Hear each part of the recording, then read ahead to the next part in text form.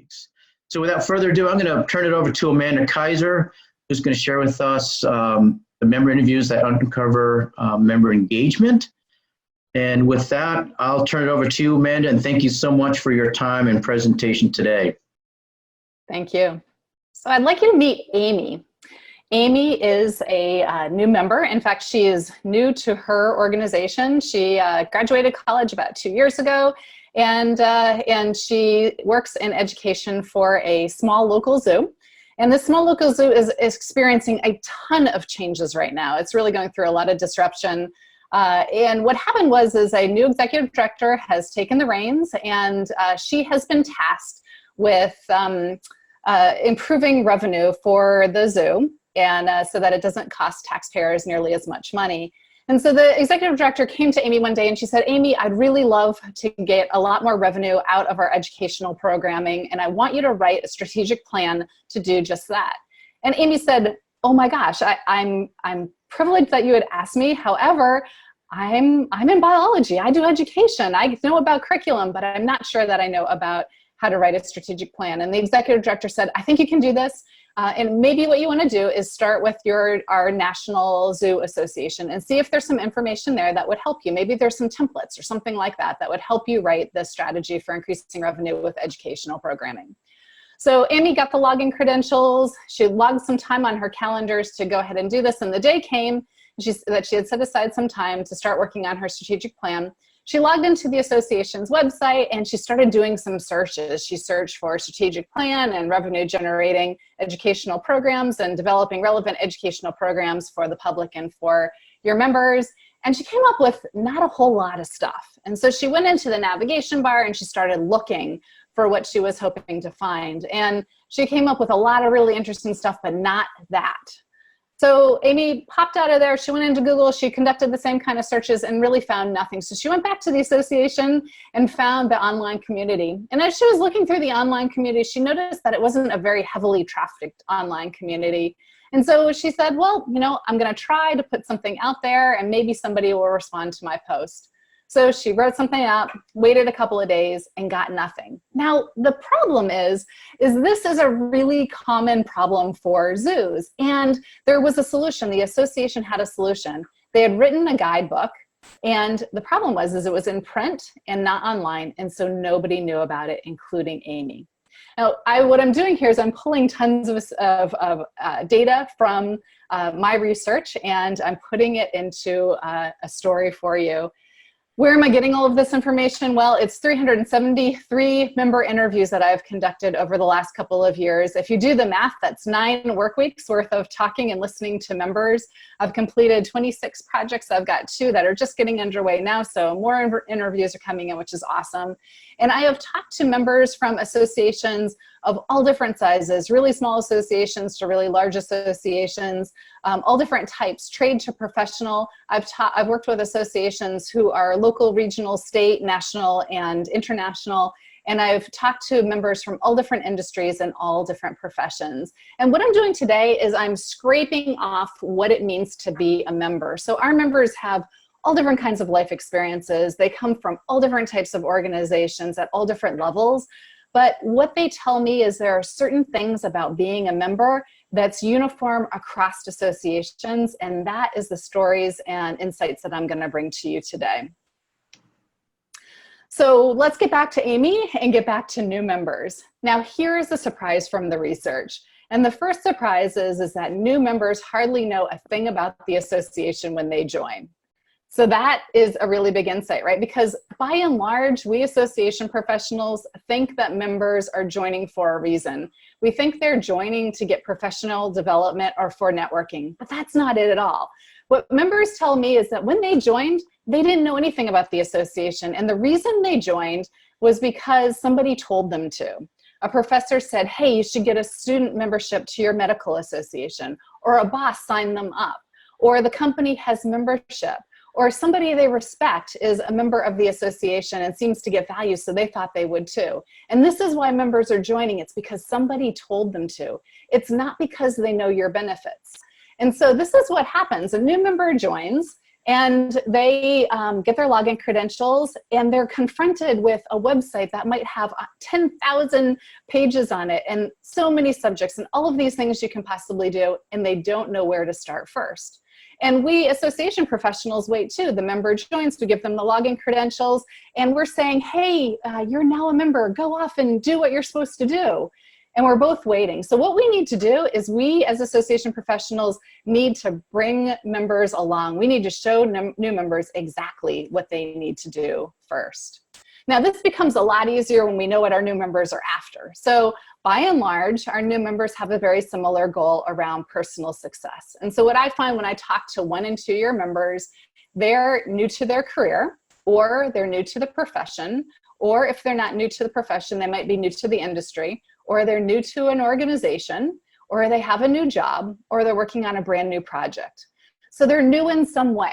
And what I encourage you to do as you start thinking about your new members' goals is figure out what it is. Where are they? Are they new to the profession? Are they just out of college? Are they new to your industry? Are they new to an organization? You know, what is going on there? Because as soon as you understand what's going on there, you can answer their goal, or you can help them achieve their goal of personal success. And that's where you start delivering value. But value is not the only thing we want to deliver. We want to deliver fabulous experiences.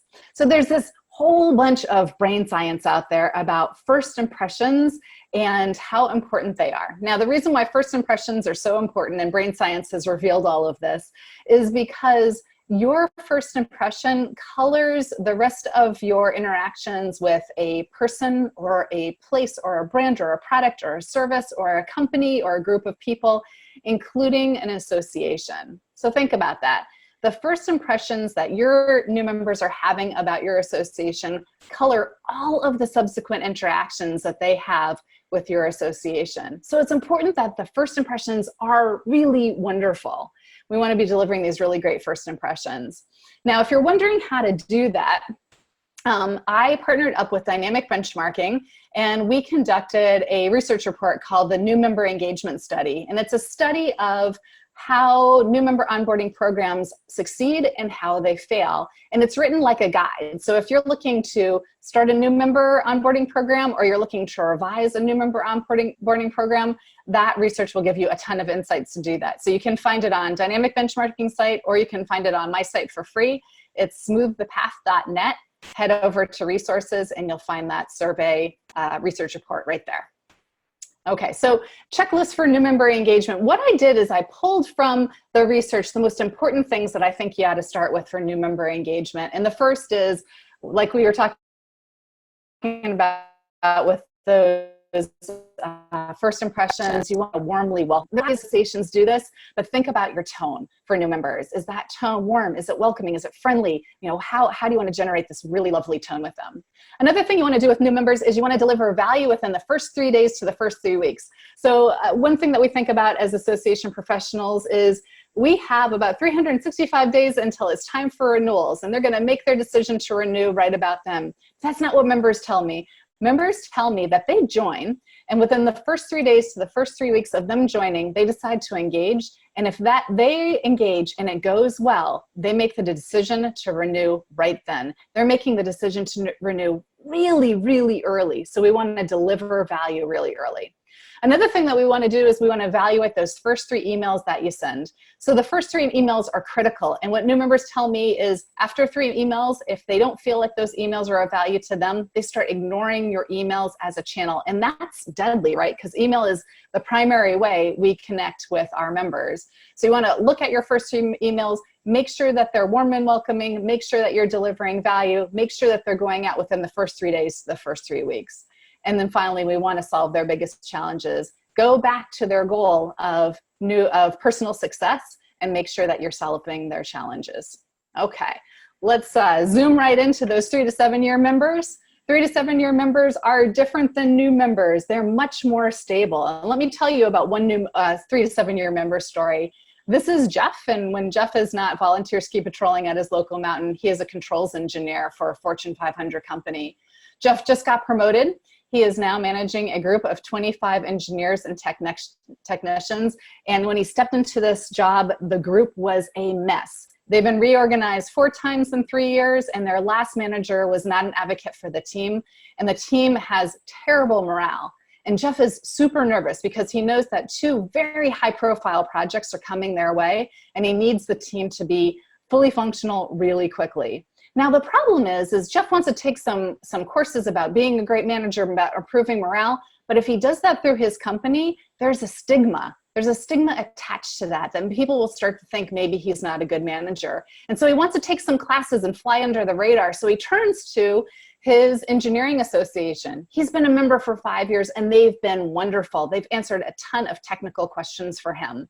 He looks online and he looks for classes around managing people and about improving morale, and he finds nothing. But he sees that in 2 weeks, the annual conference is going on. He's never been, so he signs up and he decides to go. When he gets there, he opens up the program and his heart falls because there's nothing about being a manager. And he thinks, well, you know what, that's okay, because during lunches and breaks and the reception, I'm bound to meet somebody who'll have some advice for me. But he doesn't. He meets a lot of individual contributors, and he meets the vendors, and they're all great, but it's not what he's looking for. Again, we could have solved Jeff's problem. And let's talk a little bit about how to solve problems for those 3 to 7 year members. So 3 to 7 year members are great. They start experiencing belonging. They understand the value. They're a lot less at risk than our new members are. However, there's a lot we can do to engage them. So 3 to 7 year members, what they say to me is they expand their team, their goal. It's not just about personal success. It's now about team success. So our 3 to 7 year members, they tend to become new managers. They're opening new businesses. They're working on new projects. And let me tell you some really interesting things about them. So when they start thinking about a team goal of when they start thinking about a goal of team success, it doesn't just apply to managers. So people who are individual contributors who don't manage anybody are also thinking about team success. They might be thinking about success for the department that they're in. They might be thinking about success for their organization. They might be leading a new project and they're thinking about how the project team is going to become successful. At this level, new projects get bigger. So their new project that they're working on, they tend to say, I'm working on a new project that nobody in my company has ever attempted before. And there's nobody I can ask for advice. And this is where associations can step in and really help out. They're thinking about maximizing income, and they're also very, very troubled around influencing without authority. So at this level, people are not only trying to influence up to their boss, but they're influencing to the highest levels. And they're also influencing across their organization, potentially to people they don't even know. And what they're influencing around is a couple of things. So a lot of regulatory issues. They're trying to get compliance. And so they're really concerned with the safety of their organization and making sure that people are compliant, and they have to influence on that. And that's harder than you would think. They're also thinking about and trying to influence around things like process and increasing sales and productivity and stuff like that. So really difficult stuff. If associations can teach their members how to influence, that would be a huge value. So what do we want to do for those 3 to 7 year members? Well, first, we want to curate networking for them. We want to create opportunities for them to meet others like them. So remember Jeff, he wanted to meet other managers who are trying to improve the morale of their departments. And when I think about how this might work, in real life is roundtables. So think about at your conference or at other events, maybe you provide roundtables where 8 to 10 people can sit around a table and talk about niche problems. So, problems that are sourced from your membership, or goals that are sourced from your membership, or the niche projects that they're working on that they can't talk to anybody else in their company about, but they can talk to others at the association. You also want to help them become involved at the level that they want to become involved at. Now remember, your 3 to 7 year members are pretty stable and they see the value, they've had great experiences, they want to give back. So help them become involved. They're great speakers, they're great authors, they're great interviewees. And you also want to start providing training and resources on the soft skills. Associations are wonderful at providing technical skill training. But what I hear from 3 to 7 year members is when they talk about their challenges, it's usually not around technical skills. It's not around being a doctor or a CPA. It is totally around those soft skills. How do I influence? How do I manage? How do I improve morale? How do I sell? How do I get my ideas across and communicate? How do I do all of these wonderful things? How do I get promoted? So think about how you integrate some soft skills. If you can talk about them in general, that's fine. But if you can actually bring real life ideas from your industry or profession as you're presenting those soft skills, all the better. Okay, let's torpedo into those longtime members. Interestingly enough, we think longtime members are stable too, but they're not. So what we see is a bell curve of engagement. New members are very at risk. Our 3 to 7 year members are pretty stable, but our longtime members are also starting to get at risk. Let me tell you this story why. So this is Debbie. Debbie is a director, soon to be VP for an aviation company. And she is a longtime member of several aviation associations. In the past, the associations were fantastic. Debbie used them to really gain this fabulous network of very close friends. Debbie finds herself on the road traveling quite a bit, and she gets the opportunity to meet her friends for dinner. And if she ever has a problem, she knows who exactly to call at a moment's notice. Now, another association conference is coming up, and Debbie, for the first time in 20 years, is wondering whether she even wants to go. She's been finding that when she goes to the association conferences and she sits in the sessions and the keynotes, it's all the same stuff she's already heard, and they're really not of value. Now, there is some things that she wishes that the associations were talking about, and that's some regulations that are just whispering through government circles right now. There's really not a lot to talk about. She doesn't know a lot about them, but she's really fearful that if these regulations move forward and get enacted, it's going to be devastating for her company and for companies like hers. And she's not even sure that the regulations, that the protections the regulations are going to help consumers with are really going to protect them all that much. So Debbie's really worried about that. She feels like the associations just step in and be talking about it, and they're not. Yeah, so there's Debbie. There's things that the association could be doing that they're definitely not doing. And so let's talk a little bit about what's going on at the longtime members stage. So longtime members are absolutely, they have specialized their network. They have tons of acquaintances, and they have all of their really good friends that they have developed through the associations and outside of the associations. In other words, they don't necessarily need the association to network any longer. Longtime member goals. So if you would remember, a new member goal is about personal success. A 3 to 7 year member goal is about team success. A longtime member goal, they're starting to think about success for the industry or profession or for their organization. Their lens has expanded, right? And what are they thinking about? Well, what they're thinking about is rapid changes in technology, big changes in technology, and how that's going to affect the industry, profession, or their organization. They're starting to grapple with really complex issues. They're starting to talk about problems that seemingly have no solution. They're worried about an ambiguous future. They're worried about shrinking revenue streams for their organization, but they're also worried about consolidation within an industry. They have their eye on new regulations and what's going on regulatory-wise, but they're also have an eye on changes in public perception. So they're thinking about these really big, thorny, hairy problems that seem to have no solution. And because they have these challenges, associations can go ahead and step in and help them out. So a checklist for your longtime member engagement. Don't let them become unengaged. Don't let them think about their dues as a donation. We don't want that. We don't want people to think about their dues as a donation to a worthy cause. We want them to be engaged, and we want them to get value. So the first thing we want to think about for our longtime members is concierge networking. You can definitely get them around the table and to meet new people, but what's also effective with our longtime members is that personal introduction. So say Bob doesn't know Mary, but they're thinking about the same big issues. Maybe you introduce Bob to Mary personally. So concierge networking works with this segment really well. Another very interesting thing about our longtime members is because they're grappling with such big problems, I would say, I'm going to wager to guess that 90% of your longtime members are just trying to survive, right? They are hanging on for dear life. But 10% of your longtime members are what I would call innovators.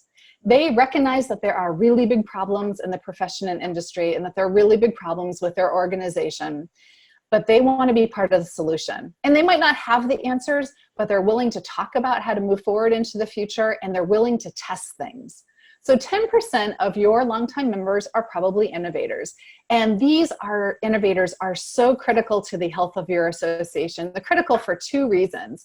One reason is if you can get them all together, find them, identify them, get them all together, they are going to love to be introduced to each other because together they can innovate faster than they can alone.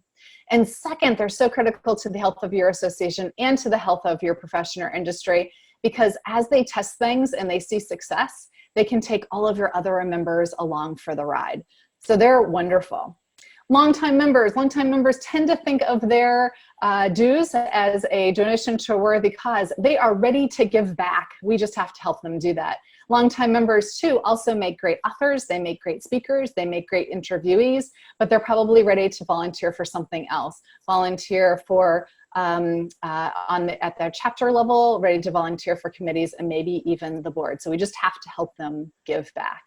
I feel like I've torpedoed through a ton of information very, very quickly. And in fact, with 373 member interviews, there is a lot of data. And I would love to share it with you today, but I can't in just a half an hour. So if you take some time and mosey on over to my website, smooththepath.net, under resources, you are going to find a lot of research reports. So not only have I done member research, but I also have done research for the association community on big issues like member engagement and innovation.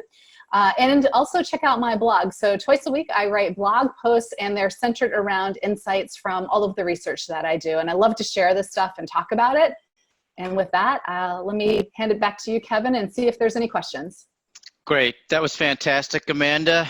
Yeah, very hard to squeeze in everything in 30 minutes, but I think that's what we're all about, is just trying to share these insights with everyone.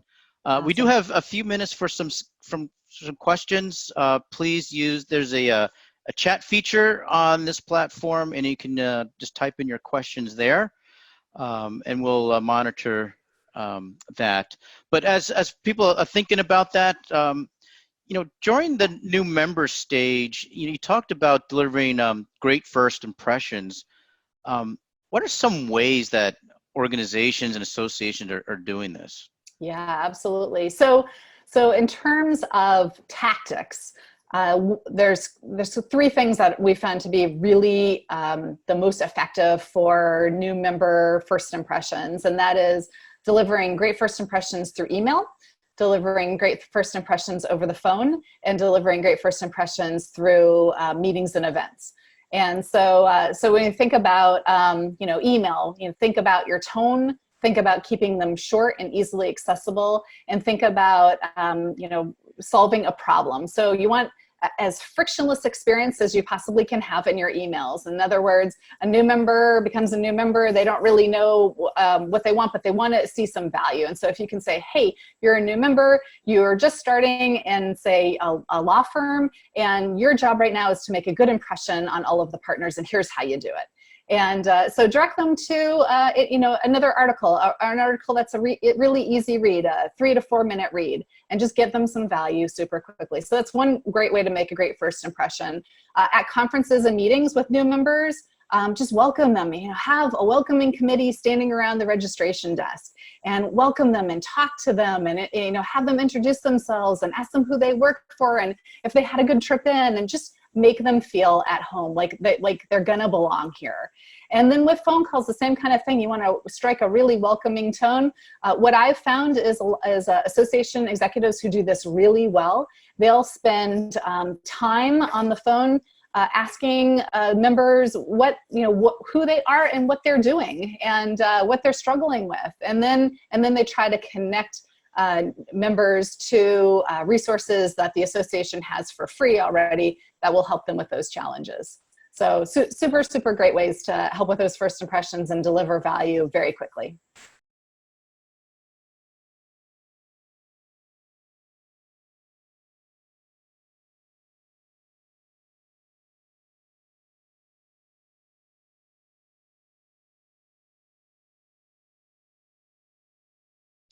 Lynn's asking, so she was pondering how this works from a national association with strong chapter state affiliates.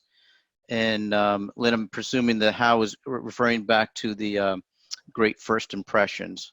Yeah.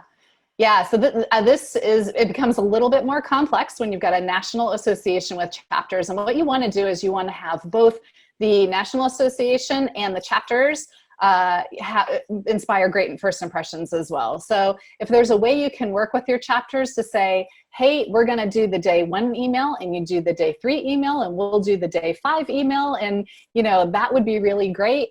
If the chapters have the capability to do phone calls, that's great. Maybe national has a capability to do phone calls. And then you can help your chapters. So what I wager to bet is that among your chapters, you have some chapters that are really high performing.